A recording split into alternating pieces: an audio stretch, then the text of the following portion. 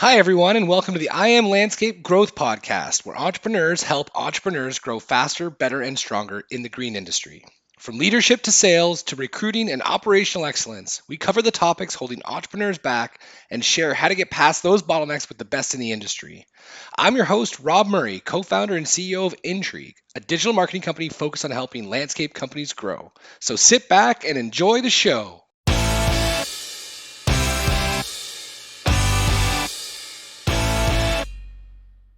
All right, sweet. Welcome back to another episode of the I Am Landscape Growth Podcast. Today we have a unique guest, I can say without exception, Matt Bell, founder of Geller's Design, Build, and Landscape out of the Winnipeg. I'm stoked to have you on the show. Thanks so much for being a part of this, Matt. Awesome. Thanks for having me, Rob.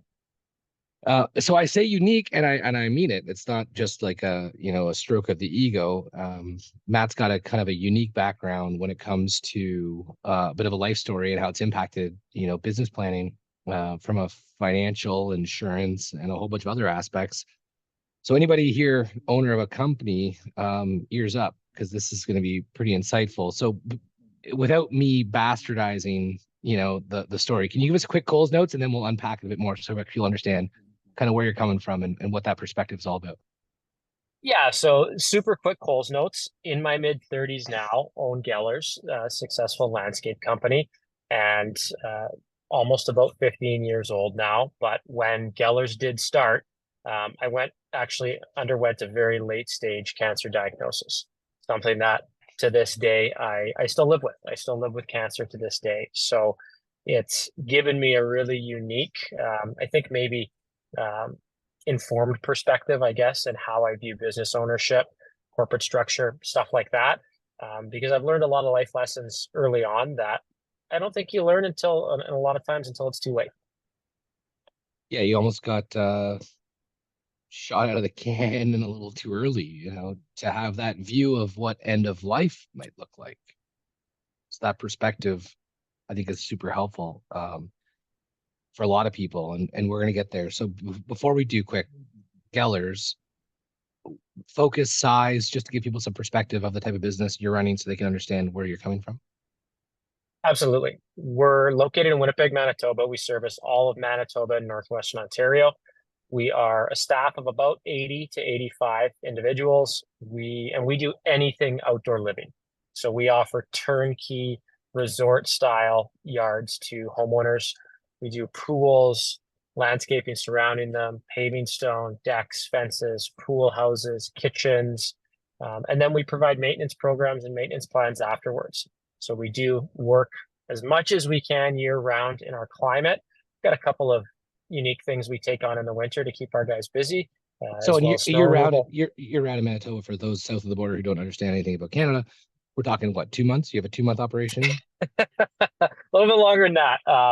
I envy the folks that landscape in California, that's for sure. But we get about a 7.5 month season if we really push it. We try and get about 32 weeks of full work capacity during our summer season.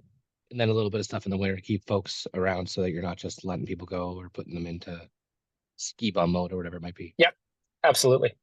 Okay, cool. So residential design build focused, outdoor living, that resort style. So we're talking more high end stuff, which is great. It helps people understand the context which you'll be sharing from. But before we get into like that, business things, this unique perspective, being diagnosed with cancer, that's a big deal.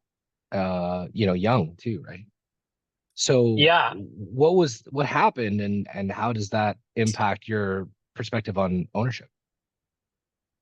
I should preface it by saying, like, I can only speak to my lived experience with cancer, so I can't pretend to know how anybody else, because everybody knows somebody with cancer, whether they have it themselves or a loved one or a family member. So I can only speak to my lived experience, and I choose to approach my lived experience with a healthy dose of humor. So it's not, it's not all doom and gloom for me. Reality is, I'm a landscaper that got skin cancer. Like, figure that one out. Surprise, surprise. I was young. I cut grass for 10 years outside, played hockey in the winter, focused on trying to get big muscles and a great tan, and sunscreen was the enemy. And lo and behold, early 20s, had a really small mole that was supposed to be nothing.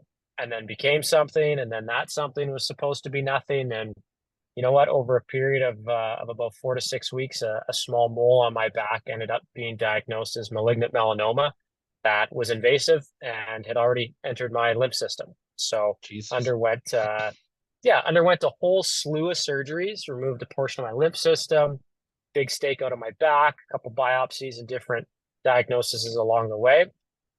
And ended up with, being in my mid 20s and early 20s and being told I had about a 50-50 shot to make it 5 years. That was kind of the prognosis at that time. Um, Fast forward, I'm going on 12 or 13 years now. I've kind of beat all the odds with, nothing that I've done. It's all my doctors, power to them, the treatments and the different things that I'm on now. We've gone from a world where uh, there was no treatment options. It was just hope to a world where there's lots of treatment options. That's how fast the medical community has advanced. And I've been really lucky to partake in some of those clinical trials and now be on treatment that has made things pretty stable. So I Amazing. certainly, I'll live with cancer for the rest of my life. It'll always be a part of me, but it's, I'm at a point in my life where I'm kind of living in the gray area. Not getting worse, not getting better. I'm just living my life, cruising along. And energy seems awesome. Like talking to you before this, like you just seem like when it comes to your average bear, you're still, living life at a very full degree, which is amazing. I joke often, every day is the best day of my life. I would never wish cancer or a critical illness or a disability on anybody, nobody at all. But I wish that everybody had the perspective you gain from undergoing something like that. I'm kinder, I have empathy, made me a much better business owner having lived this than Hmm. if I didn't have that diagnosis. Yeah, it's so interesting that you say that for a couple of reasons. The perspective, which I want to come back to, because there's a unique in talking about this like corporate structure and getting things set up from a very sound perspective in case maybe something does happen. But also there was a story about this person talking about how, what if I gave you $10 million, that make you happy? And they say, yeah, of course it would make me happy. And I say, okay, what if I give you $10 million and you can't wake up tomorrow? You're done. Well, I don't want that. Then why aren't you Yeah, happy tomorrow? What's the yeah. deal? That perspective is just fascinating. So we'll dig into both. So practically, financially, structurally, you get diagnosis like holy shit, fuck, what the shit, Yeah. and then so what did that do then? How did that impact what you like your decision, your outlook? What ended up happening? What was that thing that you started doing? So I think you recognize your own mortality, and everybody builds a business for different reasons. A big part of why I've built my business is I want to take care of my family. I've got a number of brothers that work in the business. I want to make sure that they're taken care of. I got a lot of staff that I consider family now that pay their mortgage, pay their support their children, their spouse, working at Gellers. I want to make sure that if I wake up tomorrow morning and get hit by a bus, they're still looked Stranger? after. The business can go on. And the funny thing is that when you start to structure a business to operate as if you're not there, you end up empowering so many of your employees to really, blossom and to do excellent work. And you start to create an atmosphere that allows you as an owner to, you know, selfishly speaking, I get to work on the things I love to every day. And the Amazing. things I don't really love doing at my business, I've been able to hire and have team members that they love doing those things. So the same mindset of kind of, it's so funny listening to the podcast circuit and different speakers, there's this mentality of always, oh, I'm going to build my business so I don't have to do anything. Well, like I love coming to work. I absolutely love my job. I don't want to do nothing. I just want to do the things that I really enjoy at work. So, um, undergoing an illness where there was long periods of time where I couldn't work, and I owe my business to my younger brother Jesse, who saved our business by being able to take the reins when I was hospital bound. You're forced to let go a little bit. You're forced to grow. I was forced to grow in being a business owner at a young age when just through trial by fire, but by no reason other than I had to either, adapt or die was almost the Necessity mentality. is the mother of invention, right? Like It, exactly.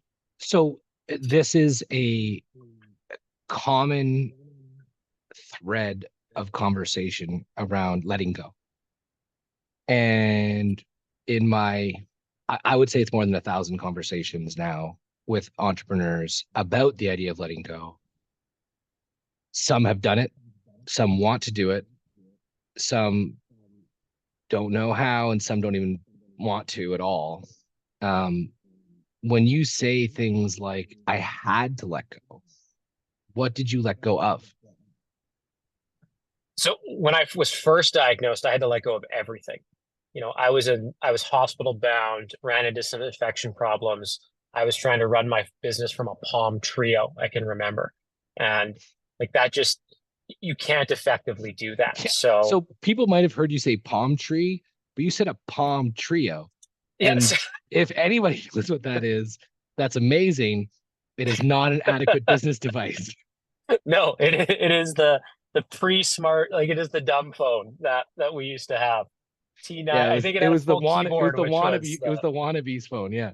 yeah. So it was yeah, I had to give up everything and rely on others to quote work, do work, hire, retain, all of And so that then stuff. what did it all go to shit then? The whole thing just broke. No, it didn't broke. We sustained. So we went from a period of like, I'm gonna take on the world hyper growth to a period of let's just survive. Forget P&L statements. Who cares if we make any money this year? Let's just survive until I can get back into it. So I was laid up for maybe 2 or 3 months. That was the worst of it. And then I had to slowly integrate myself back into the business as I was able to recoup. And, I learned that in just that short period of time that, there are things you can be, there were things I could begin to let go of and let other people do just as well or almost just as well and allow me to focus on other aspects of the business that would facilitate growth. So wait a second. You're trying to tell me in 3 months being laid up, not focusing on massive amounts of profit and hyper growth, there was a group of people that all of a sudden stepped up to a level that maybe you didn't know was possible, or they just all stepped up because they had to, or whatever. Nothing imploded, and if anything, everybody got better. Basically, yeah, absolutely. I mean, pretty amazing. Now, don't get me wrong. We still had tractors that ran into fences and fire hydrants that got knocked Okay, over, and okay. like, So there's yeah, some real stories so, here. Okay, great, great, yeah, great. stuff still went wrong. Like, Which might don't have get, happened when yeah, you were there anyway. exactly. It didn't.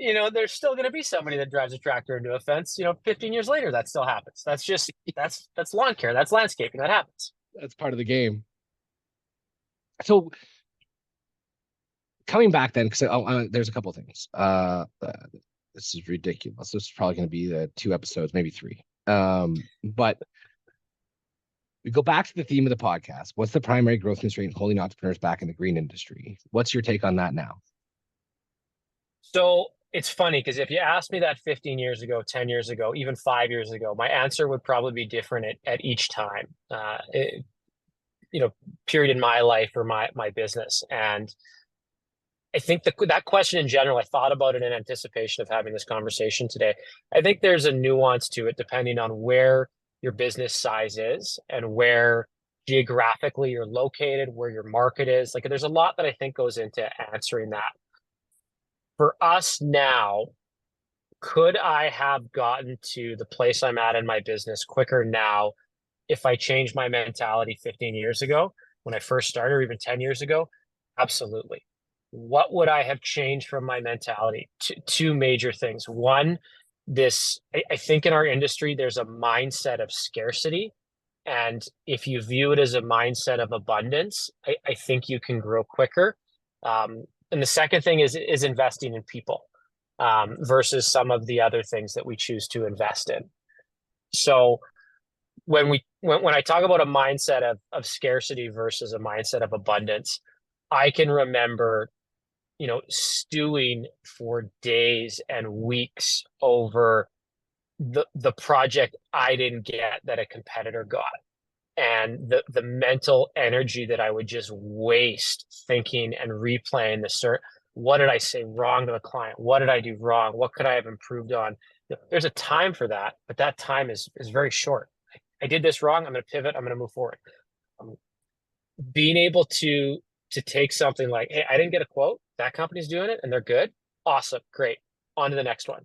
That is done. It is no longer in my rear. It's in my rear mirror. I'm moving on, and I'm pouring my energy into the next client I'm going to meet, the next Oh, proposal I I have the love that. opportunity to look at. There's I think in our market in Winnipeg, a lot there's um, this level of competition, or again, this mindset that every job somebody else gets is one I didn't get. I can't remember. I could call any landscaper in my market and ask them the last summer they didn't sell out. And like every summer you're filled. Every Right. single summer you're at capacity. And I think by flipping the switch now to where if something doesn't go right, or we lose a bid, or um, we don't have a project booked 3 months from now, like let's move all of our energy knowing that it is going to work itself out. We're going to get a project 3 months from now. We didn't land this one. Our phone call is going to ring tomorrow. Let's focus on being the best representation we can for Gellers and ourselves tomorrow with the client versus, the off day we Dwell, had yesterday. dwelling, dwelling. Yeah. Yeah, I love that. We with a saying 3SWN, some will, some won't. So what next? Like, getting people off this idea of I should have, people should on themselves. I just think that what you just said articulates this idea of this abundance. Let's focus on what is coming and how amazing it's going to be versus, losing something we never even had.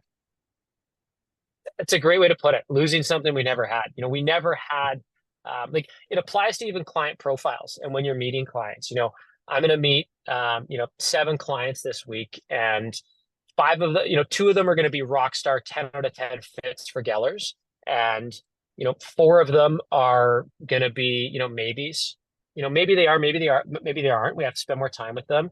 There's probably going to be 1 or 2 that from the first hello, I know they're not a good fit. Not bad people and not a Mm. bad project, but just Different what, approach, different yeah, thoughts. what we value in a client and what they value in a contractor don't match up. And 10 years ago, every single client I met with, I felt like I needed to close. My expectation for my staff was that they would close it. And we would spend so much time and energy with that, in my opinion, incorrect mentality. Whereas, I almost view it like a video game. You got 100 energy points, and instead of spending 10 over here with this client that's not a good fit, and then another 50 on these maybes, if I can put 50 energy points with each client that I know is a home run and close both of those, we're off to the races. Perfect. Yeah, It's, so that this mindset that like knowing where we can spend our energy and where it's worthwhile spending it. Just knowing that, like Tom Hanks has a very similar quote. It's all over YouTube and Instagram and all that. But when things are going bad, this too will pass. yeah, When things are going good, this too will pass. We're it's you have to be able to weather it a little bit. I love it. Just keep it even keel, like not too high, not too low. Just keep moving and understand what you're good at and what you value to find the right customer. It's super important. So then you talked about this idea, invest in people. Excuse me. What is that? I mean, some people say it, some people don't. It means a lot of different things to a lot of different people. When you say invest in people, how does that come to life at Gellers? Every landscaper, I think it's a trait that we have. We love to buy equipment. We love to buy skid steers. We love to buy new trucks. Um, Well, we they're we nice and love they're shiny and they got all the gadgets and they sound great and oh, and they're you put comfortable. your company decal on the side, and you take a picture, and added to the fleet and all of this stuff. And I get it. I like it too. Um, but we're so eager, as I think in our industry, and I think all contractors are guilty of it. Um, we're so eager to go and buy that new piece of equipment, yet we are constantly, and I think it's very prevalent in our market. We are consistently um, underpaying staff and refusing to give a staff member that $2 an hour raise, that they've earned, but it's not in the budget this year. I'm sorry, John, I cannot afford an extra $3,000 over the entire year to keep you employed here when they're a good employee. And that, it took me a while to learn that, but you have to be willing to invest from a monetary and a training capacity in your staff in order to build effectively. And I'll take it a step further. I have a number of project managers that and this is going to go public, so I won't disclose their income or things like that, but they're compensated extremely well. And I can remember recruiting them and having them come and join the Geller team, the Geller family here, and thinking to myself, like, I'm one of their years of salary is a new skid steer for me. Like, I could, I'm going to pay them for a year of work, or I can buy a skid steer. But like, I go buy that skid steer. It's just a nice shiny piece of equipment. It's not going to do any work for me. It's not going to do what I need to. It's not going to Not allow me to yet. grow. Not yet. Like, in time, I'll need one. But No, and you know, maybe they'll turn into self-autonomous skid steers, but that is not now. yeah, it's not happening. So, being able to almost for some staff, with the notion that, like, I'm investing in bringing this staff member on because I know it's going to improve and change my business. I'm going to park this salary in my budget, knowing I'm going to bring them on. And if I work well with them and we work hard, it's going to allow us to grow our business by X on top of what we do right now. I have somebody that can fit the role that I need to be able to do that. Love it. And the other thing is, like, a skid steer can never help lead a team. I think your earbuds kicked out. Yeah, I got them back on now. Oh, you got them back. Perfect. Anyway, I was just saying, like, a skid steer can never help lead a team, No, not at all. but And a wonderful human being that's been invested in over years can be magnificent, especially if you maybe get diagnosed with some sort of critical illness. yeah, well, it's not even so much from a foreman or a team leader. Like, we've No, got 85 anybody. staff. Yeah, Yeah. we've got 85 staff now. I can't, 4-man crews. Like, I can't run, 25 crews myself. You need to have, I always think of the movie Office Space. Like, you need to have middle management. Like, you don't, it is PC what it load is. letter. Yeah, What does exactly. that Like, mean? But that's what it comes down to. You have to have, supervisors. You have to have project managers. You have to have other people that are involved that are able to share the burden of actually running a profitable and successful business. So, I mean, I totally couldn't agree more. Actually, one thing quick, not quick, but to explain on, you meant invest in people. You said monetary. Okay, make sure you're paying your people right. Like, don't tell anybody you can't get $2 an hour raise if they're good folks. We also said training. And this has been a common thread in the most successful people we've ever interviewed, whether it's landscape or any industry. Training is like hugely impactful in success, retention, helping people grow. So what do you guys do over at Gellers to train folks? So we seek out a lot of training from our suppliers. Ooh, I So love that. it's affordable. It's very affordable. Sometimes they won't even charge for it, but Yeah, we because they're will. helping install their products. Exactly. So it's a win-win.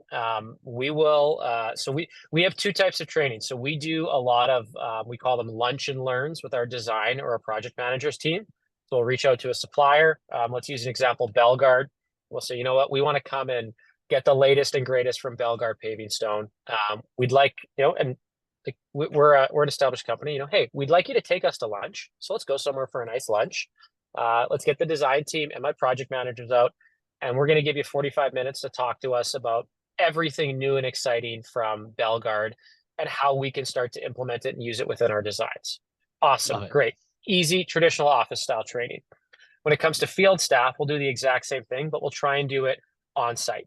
So, you know what? We want you to come out to site. We're using a new product. We're going to take a break from the other, 6 or 7 job sites we have. And maybe we don't get every staff member down, but the You're getting a big foreman, chunk. yeah, we'll ask all the foremen, set your crews up for the next 2 hours, come down to Braden's site, and we're going to review this new product. sales reps down there. He's going to go over it with us.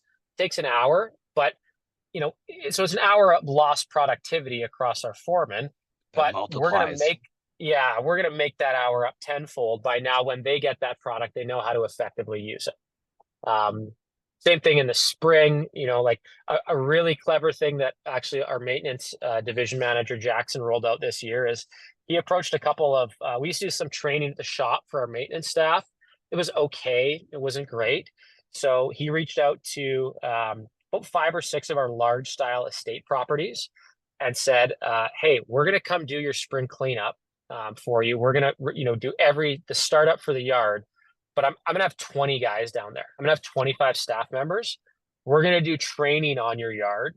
I promise you it's going to be the best spring cleanup you've ever had because we have 25 staff there. If it's Yeah. not, if it's not, let us know. We'll comp you the entire cost for it. But we're going to do our training on site, and it was night and day difference. So now Oh, I no love longer that. they're not getting like 5 minutes with a trimmer around the shop tree. Hey, you're going to go trim next to somebody who's experienced, and they're going to walk with you for the next 30 minutes until you get it down. And then And we're it's going like to, real on the site training. Like there's uh, no like messing no, around theoretical anything. no, we're there. We're grateful that we have excellent clients that allow us to do that. It was a smashing success. Clients, hey, best cleanup I've ever had. Staff, again, real world experience. So it Yeah. was a win-win. And then for us, like, yes, we're slow, but at least there's some revenue on our training day now. We're Right. we're still, at least we have some money coming in, which as an owner makes it a little bit easier to swallow for training. Especially at the beginning of the season. Yeah, yeah. Okay. So we've got invest in people, monetary, training, doing it on site. Very cool. Whoever your maintenance manager is, like pat on the back. That's super cool. We'll probably have to start the podcast off with like that little bite so that people want to watch the rest of it. Cause that's just, I haven't heard anybody. We're into, dozens of interviews with people. No one's talked about that before. So I really appreciate you sharing. All right. Financial structure, ownership, regardless of landscape. What do you share with business owners about getting their affairs in order? So great question. When you start a business, when I started my business, I was told that I needed 3 people to kind of have in my corner, so to speak. I needed to have a banker, so a representative from wherever I'm going to do my banking. I needed to have a lawyer, so somebody that could, maybe assist with my contracts, my business registration, things like that. And I needed to have an accountant who would be able to file my corporate taxes and things like that. Um, the reality is they are and different for everybody again, but in my situation, the circumstance, I still have a relationship with all 3 of them that I originally met with, 20 years ago, back when I was just even thinking of getting started. Um, but they're looking out for my business interests. They're not particularly or not specifically looking out for my own personal interest in terms of my, world of Matt financial planning or Matt's financial planning. So for myself, I was extremely fortunate. I had a friend in the financial planning industry, and I was able to meet with him at a young age and put in place some products and some financial tools that are essential to my growth now. So we were able to, and corporate structure is going to be different, whether you're in the US or Canada and different things like Right. that. So, in Canada, I was able to, with him and then looping my lawyer and accountant back into things, we were able to structure a family trust and set some things up so that we can take advantage of multiplying our capital gains exemption in the future across some multiple trust members or family members. Even more so now when we talk about the recent increase in capital gains tax with the federal government. So even more important now, we were able to structure corporately some family trusts, some holding companies, operating companies, things like that, that are very cost effective to do when you're in your infancy. They can be burdensome and expensive to try and do later. A lot of landscapers get involved and they just run as sole proprietors. kind of owner operator type corporate And they get to like structures. 5, 6, $7 million in revenue, and then all of a sudden they're trying to like rewind and back it all up into these corporate structures, and it's almost negates the reason to do it in the first place. Yeah, you lose the tax advantage, you lose the benefit of doing it. So I was able to structure that a lot, young, at a low cost, way before I really needed it. Where now, you look at what exit strategy would be in 20 years. Well, it's very valuable to have that set up when I did. Um, the the second kind of group of conversations I had was involved a lot about life insurance and the different insurance products and stuff like that out there. When you're 22 or 23, you can take on the world. You're invincible. You're never, ever going to die. You can drink 20 beers in a night and wake up and go to work the next morning. Like Doesn't sound but like a voice of yeah, experience at all. yeah, exactly.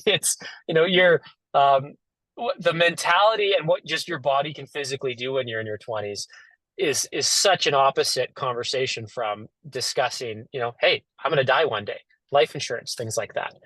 But the reality is, I purchased life insurance, probably more than I did, but I was hopeful that my business would grow and I would need it eventually. And then I got sick, and I'm still sick to this day.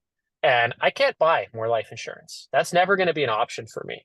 I am Mm. uninsurable in the eyes of the financial world.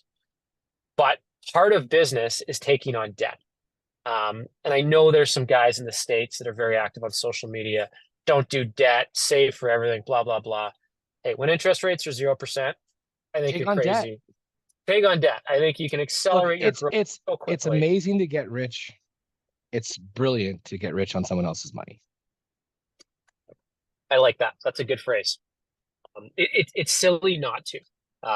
If I can pay a loan at 8% and that puts another crew on the road that's going to gross 40% margins, well, like, why would you not do that if the work and the demand is there? So, um, but with that, taking on debt now, I have a wife, I have a young son.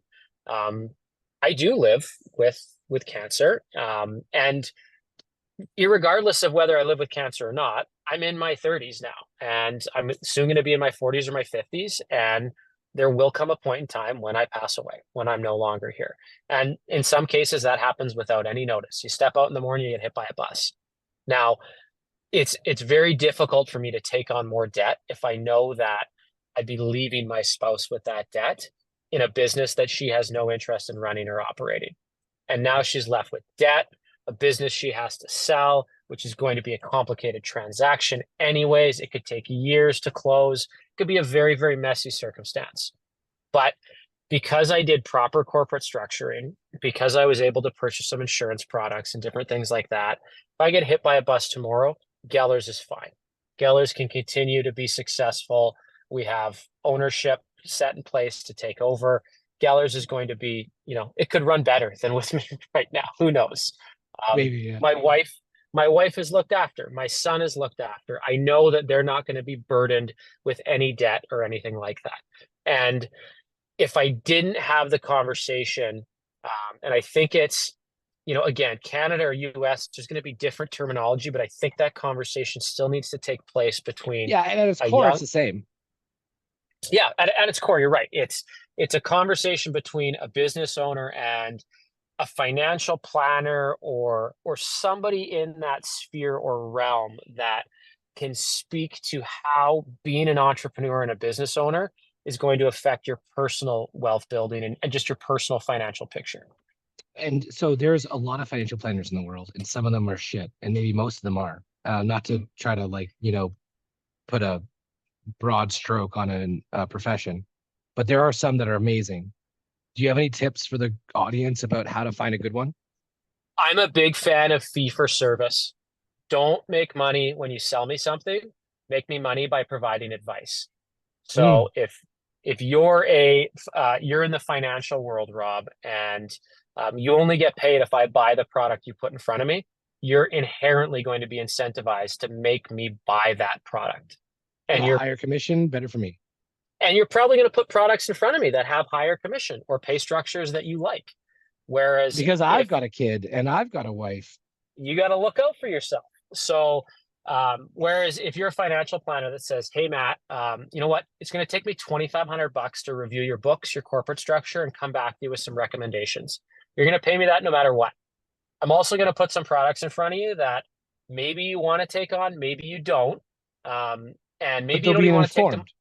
Yeah, maybe you don't even Yeah. want to take them on with me. Maybe to be super safe, I'm going to make some recommendations. You can go down and talk to this guy. But that way you're getting honest and earnest advice. So, and there are good guys on both sides, and pardon me, good women, good guys on both sides of Yeah, that, yeah, fee for 100%. service or not. But I think if you remove the incentive of them having to sell you something, it can be a much more welcoming conversation. Love it. And also, if you've got a good relationship for a lawyer for a while, they usually have a good handle And that's the best on thing. who's good because they don't want to refer people that are snake oil salespeople. Yeah, exactly. Working within your sphere of influence or To your I point, you have hate, the banker, the accountant, and the lawyer. yeah. And And they all maybe need to work together. maybe one day entrepreneurs will say marketing partner, but that's fine. We're working on it. Yeah, hey, there's a part there for sure. Well, I mean, just for quick rant, but like, okay, the banker lends you money when you need it. Typically, when you need it, they'll give you lots of money when you don't, but you don't necessarily take it. The accountant counts your money, and the lawyer makes sure your money is protected.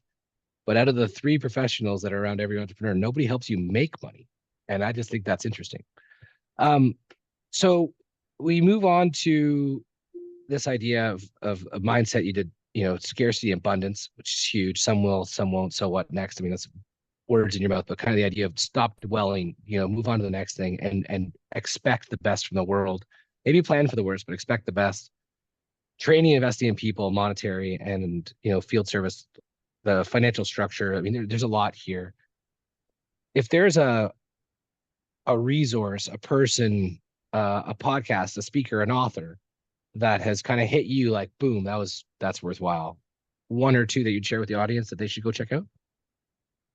I would so honestly, I'm not a big podcast guy.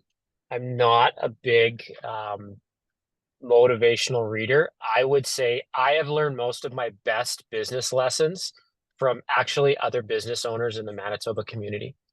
Beautiful. Which is and on it. So being a part of my provincial landscape association, every other it's so funny. There's so many other business owners just in our landscape sector that are more successful than Gellers in many different ways.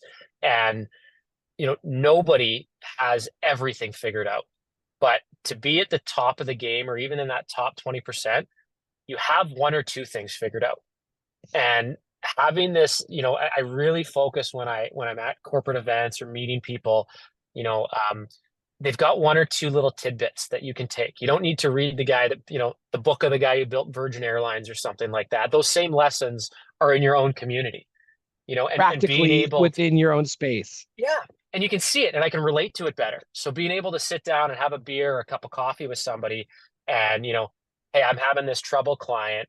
What have you done in the past? And you'll get maybe two or three different answers across the board when you talk to different people, but there's wisdom in it. They've dealt with it. They may be a company a third of the size of mine or 10 times as big, but at the core, to reference It's the the same term you issue. used, it's the same issue.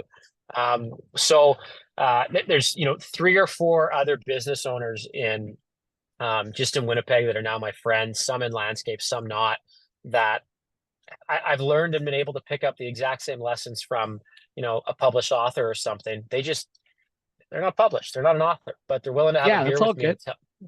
and tell me, hey, I had a nightmare client in the past, and this is, these are some ways that I dealt with it. This one went really well. This one didn't go well. So I'd maybe choose this one.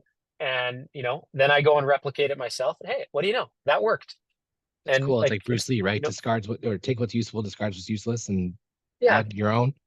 yeah, we're not trying to reinvent the wheel here. So I would, and then being involved in CNLA, like I actually, I listened to the podcast that he was on, George Uvari there from Oriole and Knowledge Tree. Like, I've seen him speak at a couple different events. George is, we're I think by numbers, we're a bigger company than George, but man, do I learn a lot and from just listening to him. He's lived the game for 30 years. Yeah. So of course he's going to have more knowledge. So just being able to pick little tidbits from other business owners, I think, in your community. I think there's this push with social media now, buy a course, do coaching, read this guy, blah, blah, blah.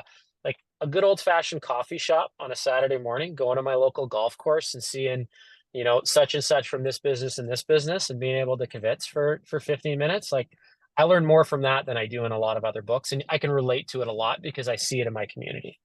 I love it, man.